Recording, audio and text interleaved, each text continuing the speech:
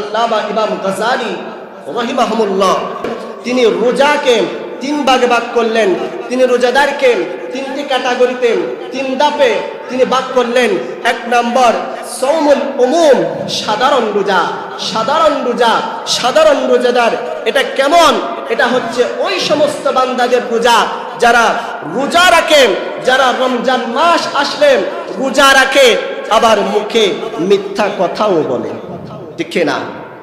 রোজা রাখে রমজান মাস আসছে মিথ্যা ছাড়া নাই, রমজান মাস আসছে চুগলখুরি ছাড়া নাই, রমজান মাস আসছে জবান দিয়ে অপর মুসলমান ভাইয়ের নামে গীবত করা ছাড়া নাই, রমজান মাস আসছে অন্তর থেকে অপর ভাইয়ের প্রতি হিংসা বিদ্বেষ এখনো ছাড়ে নাই, রমজান মাস আসছে সুদ ছাড়ে নাই, রমজান মাস আসছে ঘুষ ছাড়ে নাই, রমজান মাস আসছে আগে যেভাবে অন্যায় কাজ করত, বাকি 11 মাসে যেভাবে খারাপ কাজ করত, অশ্লীল কাজ করত, সেগুলিও এই মাসের মধ্যে করে ফেলে।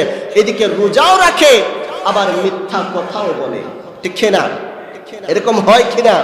এদিকে মুখে রোজাও রাখে, জবান দিয়ে গীবত করে, রোজাও রাখে অপর ভাইয়ের প্রতি হিংসাও রাখে, রোজাও রাখতেছে আবার আগে যেভাবে অন্যায় কাজগুলো করত সেগুলিও রমজান মাসের মধ্যে করছে।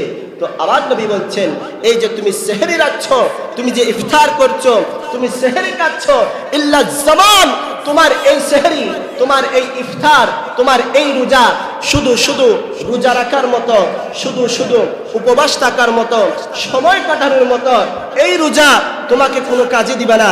এই রোজা তোমার পক্ষে কাল হাসরের ময়দানে শাফাআত করবে না।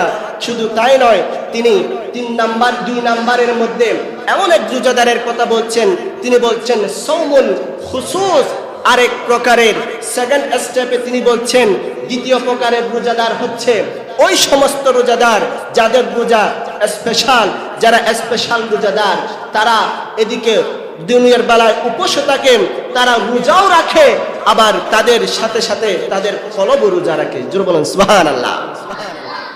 তারা উপোস থাকে, তাদের কলবও রোজা রাখে, তাদের চোখ রোজা রাখে, তাদের হাত রোজা রাখে, তাদের পা রোজা রাখে, তাদের সমস্ত অঙ্গ প্রত্যঙ্গ রোজা রাখে।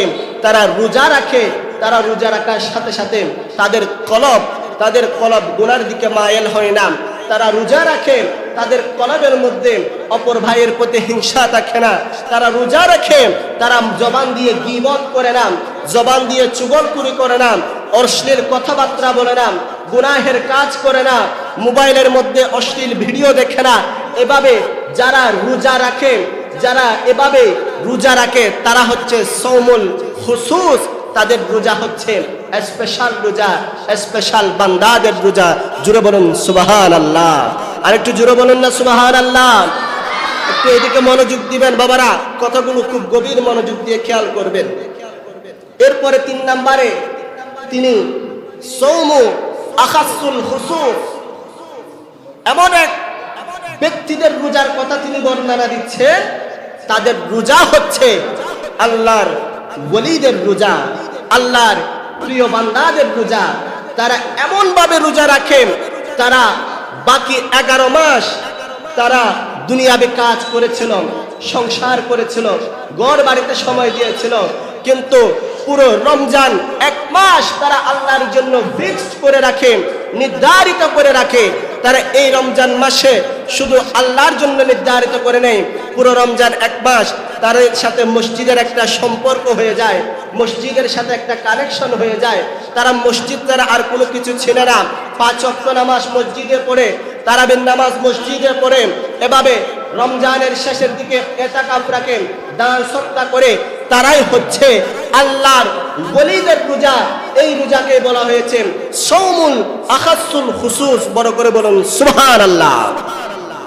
প্যারা হাজিরিন, তাহলে দেখুন তিনি 3 ধরনের রোজার কথা বলেছেন।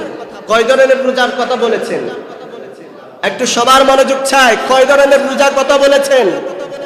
3 ধরনের, 3 প্রকারের রোজার কথা ইমাম গাযালি বর্ণনা দিয়েছেন।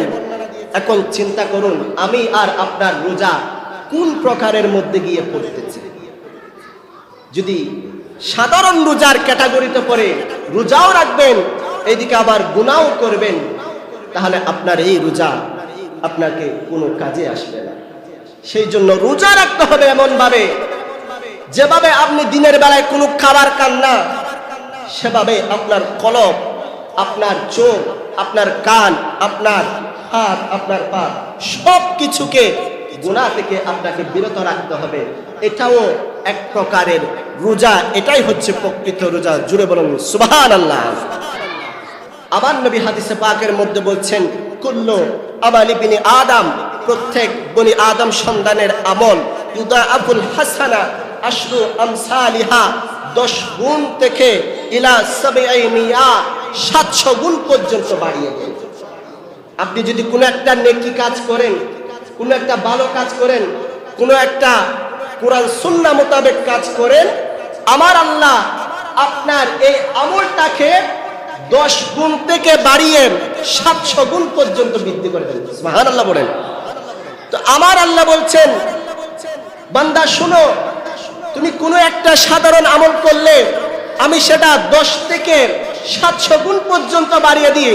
ইল্লা সোম, তবে রোজা ছাড়া, রোজা হচ্ছে এমন এক প্রকারের ইবাদত, ফাইন্নাহু লি, এই রোজা হচ্ছে আমি খোদার জন্য, আমি রোজার সওয়াব, রোজার বদলা এভাবে দিই না, আমি রোজার বদলা দিই ওয়া আনা আজজি বিহি, এই রোজার প্রতিদান, রোজার বদলা আমি আল্লাহ নিজেই দান করি। ও আল্লাহ, তুমি রোজার বদলা কিভাবে দিবেন, তুমি রোজার প্রতিদান কিভাবে দিবেন? তোমার বান্দারা সারাদিন উপোস থাকে, রাত্রেবেলা ইবাদত করে, এই রোজার ফজিলত, রোজার সওয়াব তুমি আল্লাহ কিভাবে দিবে?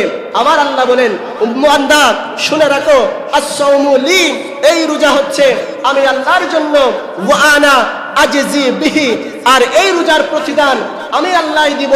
কাল হাসরের মাঠ যখন কায়েম হয়ে যাবে, তখন আমি আমার রোজাদার বান্দাদেরকে ডাকবো, এই রোজাদার বান্দা, এই রোজাদার বান্দা, আজকে তোমরা আমি খোদার দিদারে ইলাহি, আমি খোদার দিদার করম, তোমরা দুনিয়ার মধ্যে থাকা অবস্থায় রোজা রাখতে, আমার বয়ে কোনো খাবার সামনে থাকা সময়ও তোমরা খাবার খাইতে না, আজকে তোমাদেরকে আমি সেই রোজার প্রতিদান হিসেবে আমি আল্লাহর দিদার দান করছি। জোরে বলুন সুবহানাল্লাহ।